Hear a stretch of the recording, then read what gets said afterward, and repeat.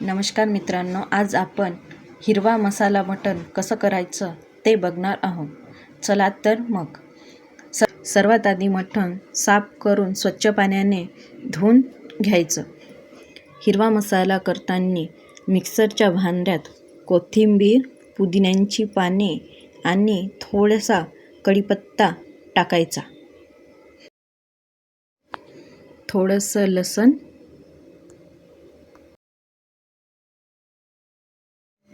2 मोठा कांदा चिरलेला, 4 ते 5 मिरच्या, थोडंसं जिरं.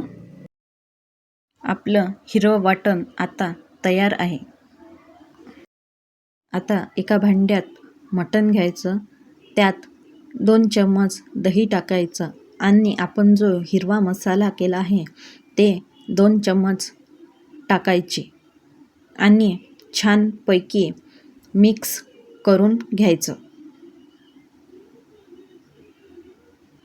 कढई मांडायची, त्यात तेल टाकून 1 कांदा चिरलेला टाकायचा, 2 तेजपत्ता आणि 1 मोठी विलायची, 2 टमाटर कापलेले.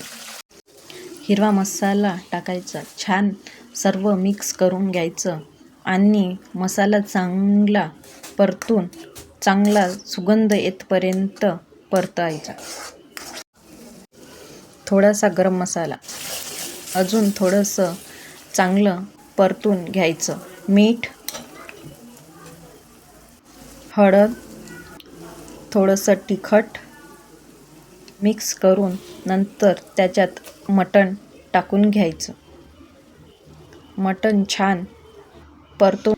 छान तेलातच परतत राहायचं. जोपर्यंत मटणाला तेल सुटत नाही तोपर्यंत परतवत राहायचं. तेलातच छान मटण शिजू दिलं तर मटणाला चव खूप छान येत असते. त्यामुळे छान तेलातच चांगलं शिजू द्यायचं. नंतर त्याच्यात थोडंसं पाणी टाकायचं. पाणी टाकल्यावर मटण थोडा वेळ शिजू द्यायचं.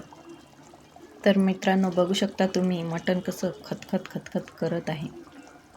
अशा प्रकारे आपला हिरवा मसाल्यातील मटण तयार झालं आहे. ही रेसिपी तुम्हाला कशी वाटली नक्की कमेंट्स करून सांगा. धन्यवाद.